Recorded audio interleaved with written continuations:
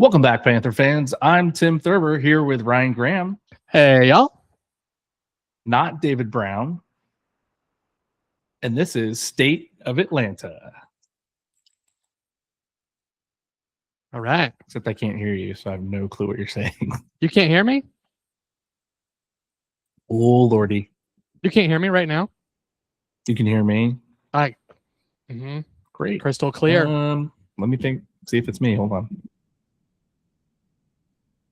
You could just hear me before we started. Can you hear me now? I can hear you now. It was mine. All right. All right. Computer problems right at the start. I could see you talking, and I was like, I can't hear him, but he gave me a thumbs up. I'm gonna go. Well, and you could just hear me like 2 seconds before we started. So that's yeah.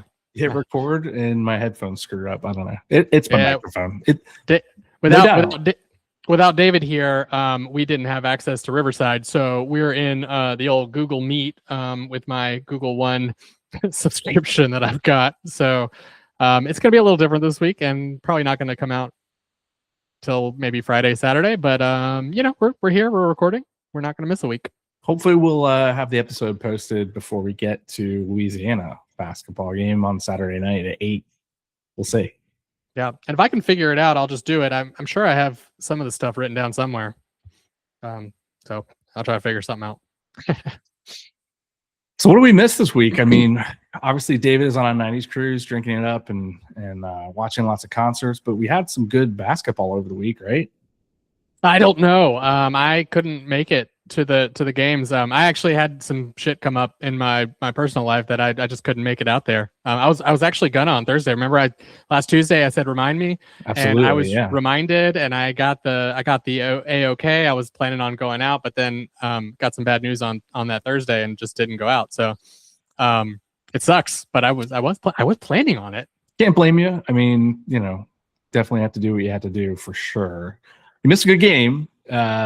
We played Southern Miss, and it was very, very, very back and forth, very tight. We were losing at the half. They were projected to win. We were losing by 2 at the half, and then I don't know. We are a scrappy bunch. We have some leaders on the team, namely Ellington, who is showing out as one of our top players for sure. We came out with the W, 69-62. Nice. Oh, nice. Always good with the 69s. We came out over USM, 69-62.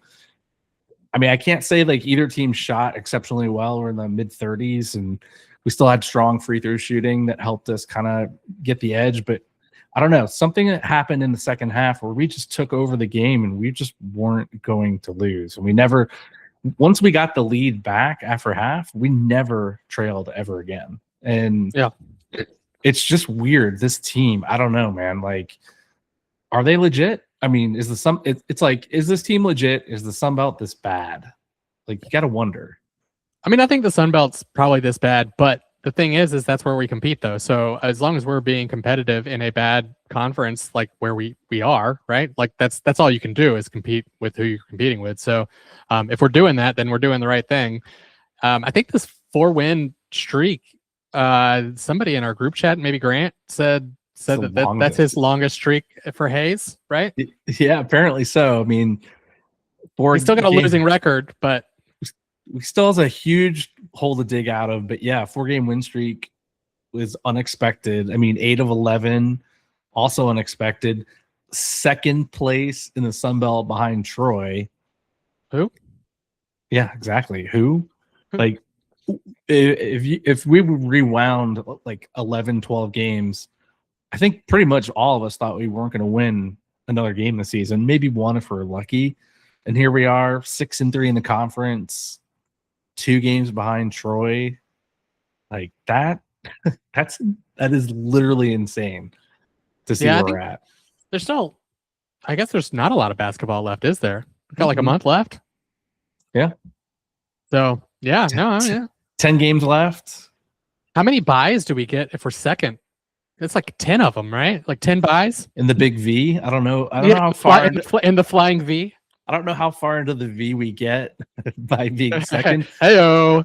but pretty far in. So I mean, we could end up with like a triple, quadruple buy, right? I think they have some crazy buy schemes going on in the conference tournament. It's definitely not just the tip. No, we would be deep into the. We'd be deep. Yeah, we're just plunging right in. So oh gosh, this is last call stuff. We're out of this. We're out of control. David leaves for one episode and we just get raunchy. We go right to it. Yeah. So I mean, I don't know. Like I just honestly, I mean, we didn't talk about the second game yet, but even just exiting the Southern Miss game, I just was like, God, this team is kind of for real. Like they figured out some way to play together and have a little bit of a effective offense. We have some leaders on the team that are really stepping up to make sure we get W's. We could be a force to be reckoned with the rest of the way here. I mean, we do have Troy coming up, for state. Sorry, three games in. So we have Troy at home on the 4th. That'll be a huge test for us. But we also have Louisiana. They're kind of crappy right now in the conference, and then we have South Alabama. They're right behind us. They're 5-3, 14-6. So we have pretty much 2 tough tests coming up right after we take on Louisiana. If we can get Louisiana win and then we roll into Southern Miss, and then we have South Alabama and then Troy. I don't know. The statement games, South Alabama and Troy. If we could win those 2 and Louisiana.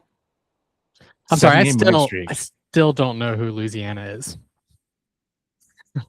True. I think it's LSU. I'm pretty sure there is not a school called Louisiana. So, that's why they think they can get in on that, but they're not that. They're Louisiana Lafayette. Ooh la la.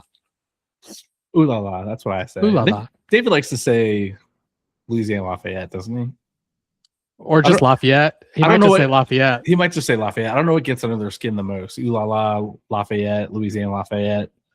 Anything but Louisiana, I think, gets under their skin because they really want that really bad. Exactly. For whatever reason, they think that they deserve it. But I think ULM deserves it. They got the Duck Dynasty money. Yeah, exactly. So like that's like the Southern Miss game. We were just dominant. Then Arkansas State rolls into town, and they're not terrible. I mean, they're 13-8, 5-4 in conference. They led for I don't know what felt like most of the game. We started out super slow. Like they went on some 15-2 run, 20-2 run. I don't know. It looked dismal, and we just slowly clawed our way back. It took a long time. We actually had a slight lead before halftime. We lost it again, and they built another lead up. But we just kept kind of keeping pace with them, being down anywhere from 5 to 13 points. And we had an outstanding all-star performance by Hamilton. He had 38 on the night. That he saved us single-handedly. Like ball handling, shooting, free throw shooting. He was 80% from the line. 3-point shooting. I mean, we shot almost 50% from the field, 44% from 3, and 91%. We missed 2 free throws, and he missed the 2 of them. But he's like the absolute star of the game in this one. We actually tried to give the game away. We had a lead of 4. We scored. There's like 4 seconds left. They drive. It seems like it's in the bag, right? It seems like I said this is in the bag. They come down, they shoot a 3, they make it. Timeout. Everyone's up in arms.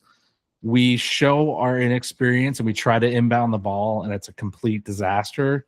We're only up by 1 at this point, and they get a clear shot off and they just miss it.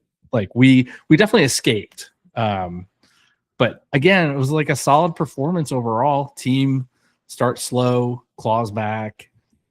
And, we come out victorious with a 1-point win. We were leading at the half in this one, just barely. But I don't know. There's something about this team. I just can't put my finger on it. Chappelle looked really good. Hamilton looked good. Tucker played, great. ball handling and kind of making them miss and getting steals. Something about this team. I don't know. We'll see what happens when we get to the conference tournament. I mean, there's some good and some bad in what you're saying. To me, it sounds like really good that we were kind of staying in it throughout, and like the team didn't give up. It's like that's kind of the sign of a good team, is that like, oh, even though you're losing, you kind of stay in it and you kind of keep on treading water until you get there. And basketball is the kind of sport where you can get there. So that's a good thing. The bad thing is it feels like a lot of our wins have come from like outlier performances, like exceptional performances. We're not just winning when we just do what we normally do. We're winning because like somebody goes off, or the team. We had that one game where we shot like something crazy, like 90% or something stupid. And, like that's just unheard of. That's not going to happen again. If it does, it's amazing, but like it's not going to happen again. Statistically speaking, even the best teams don't typically do that. So I don't know. Like it's a good time of year for that to start happening, but maybe we're a little early. I don't know. I might be drinking a little bit of the blue Kool-Aid here, but I feel good about the team. Hey, I still have huge questions about Hayes. I don't know if he's really the guy. I don't really think he is. But I'm impressed of what the team's doing right now, considering what the season was looking like earlier in the year. I just thought we're done for the most part. Yeah, as people, concerned that this is going to like save his job or whatever, and frankly, like I said last week, it's like if it saves his job, then like one more year. If he's truly doing like so much better, like if somebody on the inside can tell that somehow, that like truly he's turned something around and he is now on the up and up on things, and that works out, hell yeah, dude, that's the best case scenario, right? You don't have to get rid of a guy and we're good again. Right. I doubt that's what it is, but like if it's not that, then I don't think a good employer, like a good athletic department, would keep somebody for having a few wins when, like we said, the loss ratio there, like he's still real heavy in the L's over his career at Georgia State. So like it's going to be really hard to dig out of that hole and look at it on like at a holistic level. It's not what have you done for me lately? It's like, what have you done while you're here? You haven't really done a whole lot. So, yeah. I mean, you could argue maybe to give him one more year that, hey, he's never been a head coach. He was learning these first few years. If we continue winning games and maybe only losing one or two here over the next end of the season, I could totally see him getting another year. But I can also totally see him if Charlie Cobb's truly retiring and we're getting a new athletic director. I can totally see a new athletic director coming in and saying like, what is this? No. Yeah. Like, I don't care that you did well this season towards the end or the second half and, looked good in 1 year. 3 years were bad. Right. So, we'll see what happens. Yeah. I guess, well, it depends on when Charlie actually retires, if he's retiring, like every rumor says he is. Yeah, there's nothing official on that yet. So it's all hearsay. Now, I will say Thursday night, the David Brown rule for hospitality is in full effect. So we got there and we had hospitality, but the person that had the hospitality was not there yet. And when we checked in, they said, oh, hey, sorry, you can't go to hospitality until your host is here. So we had to go to the seats and sit and wait for our host to arrive, and then we were allowed to go down there. So drink your $10 worth of food and beverage, whatever that is, something like that. At least that. If that, no, come on, man. A beer is cheap, especially wholesale. For them, it's cheap, right? Like, yeah. I did look at some of the dates on the Tropicalia IPA cans, and they were a good bit away from the current date. Usually when you go to a store, like any liquor store right now, you'll probably see them about 4-6 weeks max. These were months old. So they bought in bulk, and they've been sitting, because I could tell the taste was not super fresh, but it was still fine. I don't enjoy beer for its freshness. I do. IPAs, I do. Every other beer, I could care less. That's like the worst to me. It's like my whole face puckers up and it's just like a bitter mess. I don't know. And that's just, yeah. I don't know. It's acquired taste for sure. Yeah. I've never acquired it. Don't enjoy that. Yeah. So one other thing they did have, they had I think it was some elementary school come in and sing the national anthem, and that generated quite a bit of attendance because they actually stayed the entire game, Nice. which I want to think was because of the impending snowstorm that never happened.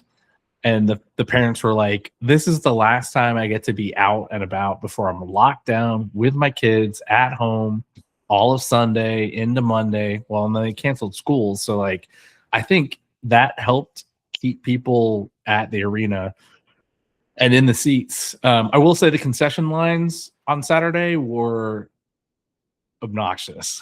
Really? Because there's so many people there, and then you had kids, then they want food and snacks and bevs and everything, and like I did not have hospitality that day, and I just gave up trying to get a beer because the lines were too long. It just wasn't worth it. I wouldn't expect that many more people. That's crazy. No, it was a huge kids chorus, huge, like lots of kids. So this is great. I was like, hell, have a freaking kids chorus every game.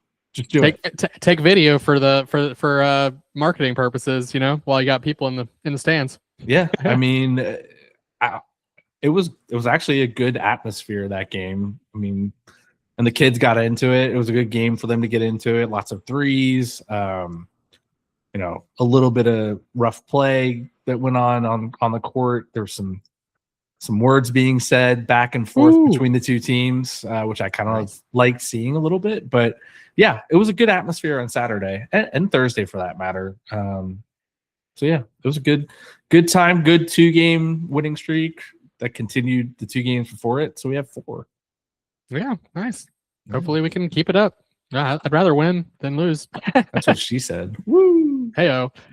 Yeah, so we do actually have weirdly a little bit of football news this week. Not related to us directly, but we heard it through the grapevine that our own Dan Ellington is coming back to Atlanta, or the Metro Atlanta area.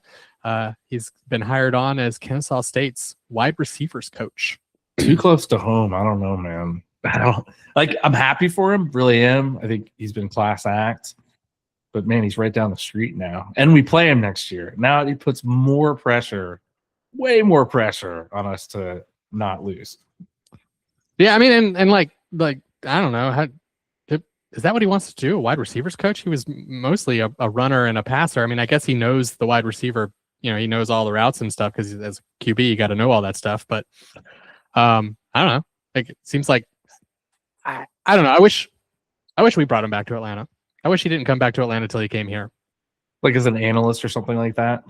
No, you know, wide receivers coach. I don't care. Same job. Or that. QB coach, whatever. Something. If he's proving himself at whatever level he's at. Like, I know Kennesaw State is, you know, we see them as a step below, but I think they're not anymore. They're peers. There might be half a step below us. You know, CUSA sucks, but they're still pretty darn good and probably going to beat us next year, but that's neither here nor there. So we need to lean on Dan to make sure they don't win. Be like, look, you know where you came from. You came from. Maybe he's our inside guy, you know? Like, come on, man. We'll let you play even when you were like terribly injured. I'm happy for him. I think it's great. I hope at some point he can come back to state and have some kind of role here. I don't know what it would be. I mean, I saw some chatter on the group chat about, you know, an OC it someday. Maybe. I don't know. Who knows? We don't know. Yeah, we don't know what Dan wants to do. Sounds like he wants to stay in football, which is great. Yeah. And he's moving up. That's also good. You know, I mean, he's getting promoted. He's not been doing it very long, and he's already moving on up. And, you know, he's got a position coach at an FBS football school. That's pretty good. Yeah. He's young. I mean, he only graduated a couple of years ago.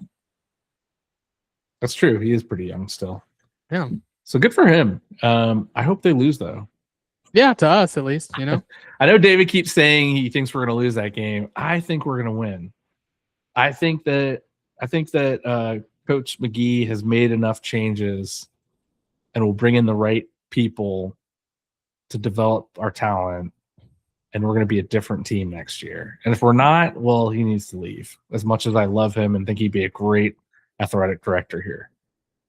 Yeah, I just can't tell anyone what I think is going to happen next season, just because like this era that we're in right now is like so topsy turvy. And yeah, I mean, it looks like he did some things. I'm a little frustrated because I still am not totally knowledgeable that he moved people around because of their performance, instead of like he moved people around because they got hired away, because some of these people got hired away and they weren't very good here either. And I'm like, oh, it's just hard to tell, right? And I know we've heard through the grapevine that it was for performance reasons, that they were basically told, Right. hey, you don't have a position here anymore. You don't want us to lay you off, so find another job.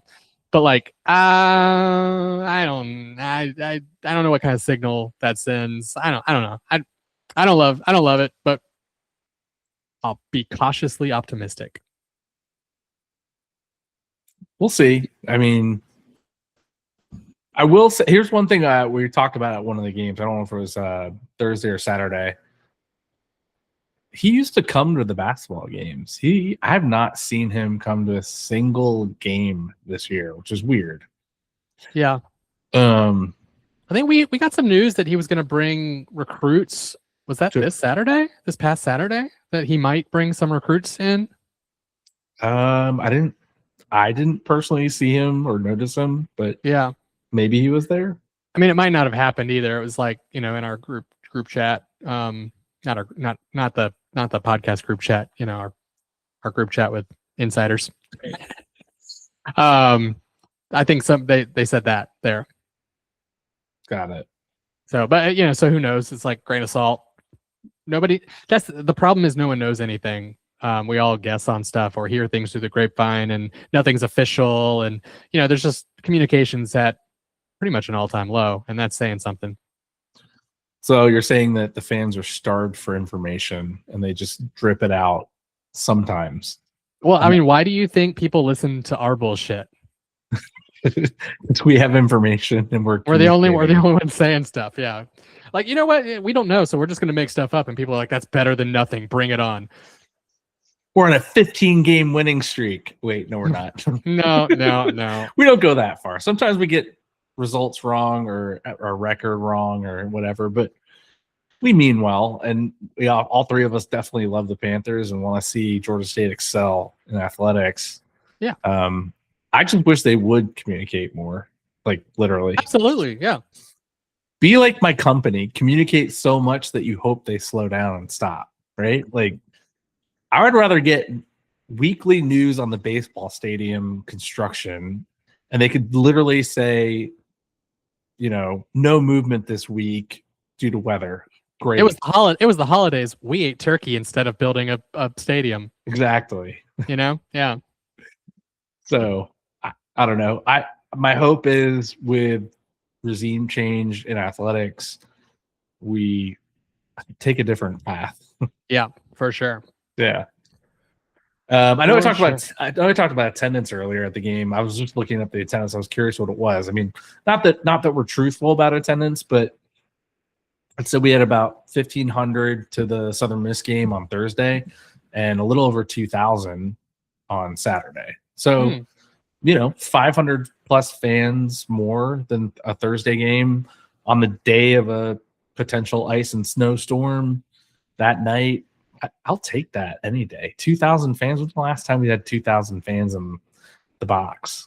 Yeah. The interesting thing, I think, with attendance, and I'm not interested enough to do it, but if you plotted it out on like a line graph, theoretically, trends should still tell you which games were better populated than others, even if we're like lying about stuff. Because I don't know. You can only lie so much. Yeah, I mean, there's some rhyme to their lie, right? And it's not just always, they're not just always announcing the same number. So if you look at trends, you should be able to tell, oh, this was a good week. I still don't know how many people were there, but we actually are having a better week. But I haven't plotted any of that out. I don't care enough. It's like me when I weigh myself in the morning, right? I don't care if it's wrong, but if I weigh myself at the same time every day under the same conditions, I can just measure the trend and I know if I'm going up or down. Exactly. I'm going up. I've been drinking a lot. Don't drink, man. It's bad. Wait, no, it's fun. Keep doing it. Yeah, I like it. And then my stomach's empty now because the drugs make me not hungry, and that's why I lost all the weight in the first place. But It also gives me an empty stomach and gets me drunker faster. So you're lightweight. I always have been. You're easy prey. I'm worse now. My only ask is that if you roofie me, let me know, because I like to know when I'm going to get high. So you can enjoy it. I just want to know. Yeah, I don't want it to freak me out. I just want to, like, I want to ride that wave. Exactly. I guess another random news. This was just a fun one that someone posted in the Sunbelt Uncensored boards. The top 10 worst teams to make the CFP. And of course, as always, Jimmy Madison is first in something. They are the worst team to make the CFP, just in front of Tulane. So of course, everyone is saying, well, hey, you're number one again, JMU. You guys just rule. Like, number one in every statistical category. You won the national championship. JMU Bloomington. There's like JMU West, which is Oregon. Like, they just own college sports. Even bad records, they own them. I think it's hilarious. It's funny. I'm looking at this list, and Indiana is on it at number 7 for 2024. Well, I mean, statistics says they are, right? Like, you go back, they had like every Indiana person that works at my company literally said, "This is unbelievable." Like, yeah, no, it's crazy. We are it's the weird. worst. It would be like us winning the national championship. It's unbelievable. Like, how? But obviously, they were on like a good trajectory. If they were making it into the playoffs a couple years ago, and got a good coach, got a good bunch of money. Cincinnati's on this list. I don't love that. They were good that year. Didn't they win No. No, that was the 4 team. That was the 4 team. But they played competitively. Well. Yeah. Yeah, that was not a bad game. Clemson sucked the SMU on there. SMU didn't belong in 2024. Yeah, but they still did put JMU and Tulane at the very top. Yeah. So G. and Oklahoma from this year too. Which is Oklahoma. I mean, they had a great season. I don't know if I agree with that, but I think obviously they have to put some teams on here. I mean, it's kind of funny that every team in the top 3 is G5, G6, or garbage 6, as David would say. And then SMU and Clemson. So it's like G5, ACC, and then you start going into like Big 12, Big 10, Big 10, Big 12. One SEC team, though. So, I mean, it just says some interesting teams have made the playoff field. And I would argue that, Michigan State, Clemson, and Oklahoma aren't interesting. Like, no. they make it all the time. Yeah. None of them are interesting. Yeah. So, the top 10 list is whatever. But it seems like maybe they're just trying to shit talk on JMU and Tulane being allowed in this year, which is still stupid. Like, come on, guys. More teams were let in than any other year. More of your quote unquote quality teams were let in than any other year, and you're still bitching that 2 that you don't think deserve it got let in, even though they earned it based on the rules that were placed before them. Fuck off. Oops. No, we can do that because we're not live, right? Oh wait, we can't do that. I think we're still going to post it to there, so it's fine. It's all right. Whatever. These lists. I'd be interested to know what numbers they crunched. Did they have any of that information? It's probably just an opinion poll, like most things. Yeah. That, put the G5 or garbage 6 up in there for sure. Yeah. I guess I didn't notice this. I should have saw it today. Jelani Hamilton was talking about him earlier. He was actually named the Sunbelt Conference Player of the Week, so that's pretty nice accolades for him to get and for the Panthers. That sounds like he went off and had an exceptional game, so he probably deserves it. He was pretty much unstoppable in that game. Love it. Against Arkansas State. Maybe he's tapped into something. I hope so. Hey, look, I hope he can, score 30 a game. I think if he could do that, we have a good chance of racking up some more W's in the conference and getting to that tournament. Kind of easy peasy, Somebody who can score 30 points a game. That's half the points you need to win in the Sun Belt. Yeah. I mean, he almost had half of our points. He had 38, and we had what, 82? Yeah, Pretty that's what I'm close. saying. Like that's nuts. Yeah, definitely. So, the other thing, well, I guess there's two more things to talk about, but there some people in our group chat were also talking about Colorado. I guess apparently they're charging player fines for various things, various infractions on the team. So like $100 if you're late to practice, $500 if you do this, a couple $100 if you do this, and I don't know. Some people were making comments about like how it's okay because they're all getting paid, right? I'd say not all of them are getting paid. Probably at Colorado, probably not all of them are getting paid a lot. They might all be getting paid, but they might not be getting paid a lot. And if no other program is doing it, I would bet if word got around to the high school ranks or even the transfer ranks that you're going to have to start paying if you're late. Yeah. People are going to be like, nah, no, thank you. I mean, for my personal opinion, I think it's kind of weird. Like, I don't know, just make them run laps or something that they would hate, so they'd want to show up. Like, to me, it just says he doesn't have control of his players, and they're just thinking they can do whatever they want to do, and now he's like trying to enforce rules to make them act the way he wants them to act. I don't know. It doesn't seem like the right way to go about it. And like you were saying earlier, if I'm on the Colorado's team and I'm not really making bank at all and I'm late, I get that same fine that someone that makes $1 million is making. Yeah. Like that as a quote unquote student athlete, that sucks. Like, yeah, and I'm on the record many times in my political career saying that if something is illegal and the only thing that happens to you if you do the thing is a fine, then it's only illegal for poor people. Because if you're rich, you don't give a shit. You're just gonna pay the fine. You know, it doesn't go up because you're richer. It just, you pay your $100 and you're done. So speeding, whatever, I'll just pay the fine. I don't care. So that's poor people. That's poor people crime. I don't, whatever. That's fine. But it kind of like you were just saying as well, is like it for the players who aren't making as much, or if they needed that money for something else, like maybe they got family at home that needs a bunch of money for something, you know, maybe they got health concerns in their family or something, who knows, you know, it's going to hurt those people way more than somebody who's just making a cool meal and, you know, they're whatever, cruise up in their Ferrari at the, 5 minutes late and they're like, whatever, I'll pay the fine, don't matter.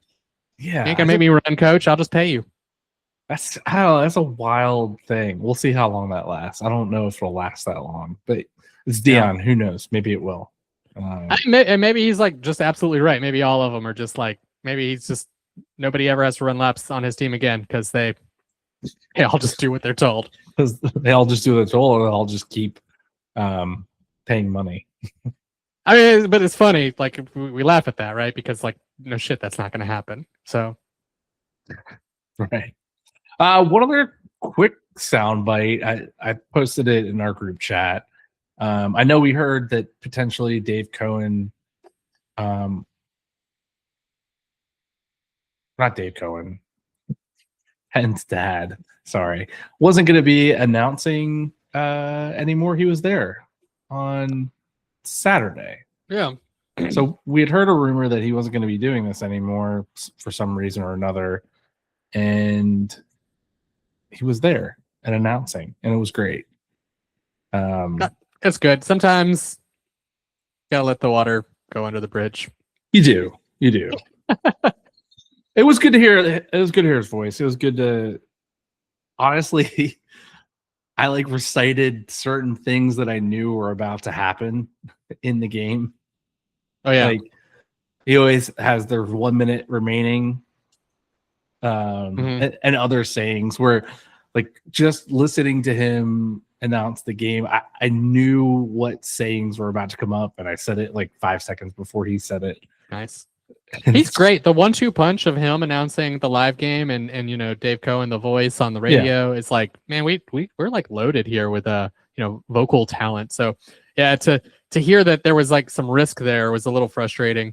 I've already been frustrated that there's another announcer for most games anyway. that started at soccer, I guess, right? It's just, Daniel, right? That's his Daniel, name. yeah. Yeah, he started doing soccer, and then I think he did some football games, and that was even like a little weird. But he wasn't doing as much basketball until like I think last year, and then I think he started getting tapped more for basketball as well. So he's definitely interesting, though. He's got a weird voice. It's definitely a unique voice for Mhm. sure. Yeah. Yeah, he's got his own character attached to it, which is cool. Yeah, I don't mind the variety either. I kind of liked when they were going back and forth, but like mixing up the games. But it was good. So Yeah. And he was always a character anyway. I mean, when he was a student, he was the blue man. You know, he always showed up in his blue man get up. was he? I didn't know that. Yeah. I don't know if I'm supposed to say that. Yeah, no, people know that. Huh. I did not know that. That wasn't me like rubbing it in your face that you didn't know it or anything. But I didn't know. Yeah. You probably did at some point or another. But yeah, he's been around for a long time. And like as a student, he was, I mean, Blue Man super fan, right? I mean, so he's definitely earned his keep and is, maintained his fandom throughout this.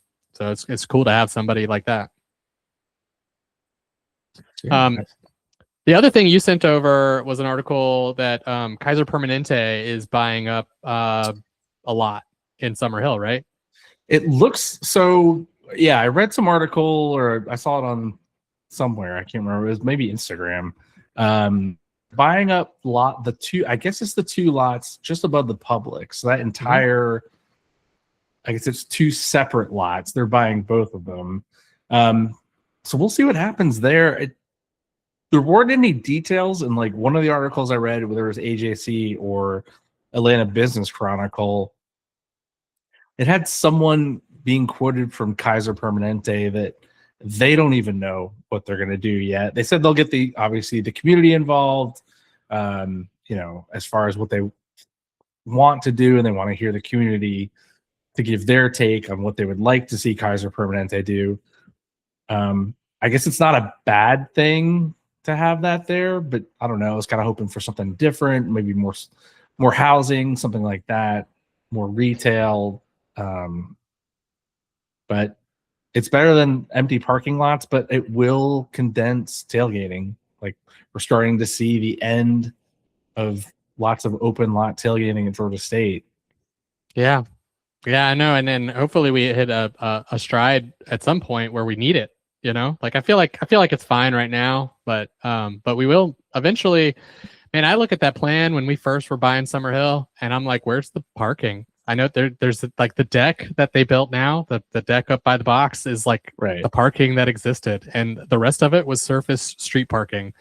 And I'm like, I don't know, guys. If there's a plan to grow this thing, that's gonna have some significant problems, I think. So we'll see how that goes. But is Kaiser Permanente already the people who park there? Because I know it's some sort of medical staff or something, and they have a bus. They have like a shuttle. I think it was Grady that parks there. Yeah. Okay.